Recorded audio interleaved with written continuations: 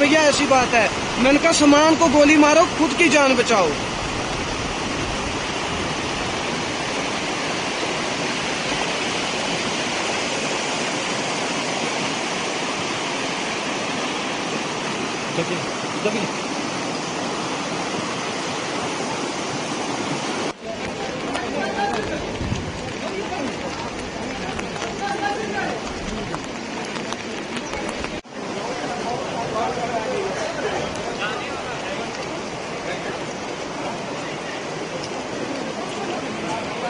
नाम सर मेरा रवि कुमार है।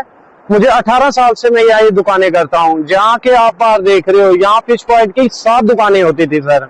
ये रात को 3 साढ़े 3 बजे के फ्लड आने के कारण से ये सब दुकानें तहस नहस हो चुकी हैं। हमें खुद समझ नहीं लग रहा है सर, हम क्या करें क्या नहीं, क्योंकि हमारा रोजगार, हमारा परिवार इन्हीं दुकानों से चलता है। हम क्या करें, कहाँ जाएं, हमें कुछ समझ नहीं आ रहा है सर। मैं आपसे ये रिक्वेस्ट करता हूँ कि जो हमें हो सकता है हमारे गरीबों की मदद करें। क्या करें सर, हमें कुछ समझ नहीं आ रहा है सर। अमरुदुल्ला जी से बड़ी रिक्वेस्ट करते हैं और सरकार से भी रिक्वेस्ट कर रहे हैं कि जो हमारी जान मान का नुकसान हुआ है हमें प्लीज मुआवजा दिला दीजिए, क्योंकि हम बहुत गरीब आदमी हैं।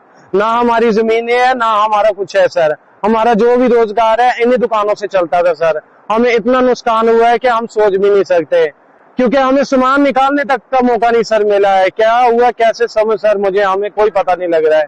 हम सरकार से यही रिक्वेस्ट करते हैं कि जैसे हो सकते हमें प्लीज हमारा मुआवजा दिला दीजिए, हम बहुत गरीब आदमी हैं सर। डैमेज हुई है 7 दुकानें, एक मार्केट में थी तो 3 वो तो 6, ये नॉर्मल कम से कम सर 12-13 दुकानें थी जो, और ऊपर घर भी था तो वो भी तहस नहस हो चुका है सर। आप देख रहे हो कि जहाँ पीछे कितना नुकसान हो रखा है सर।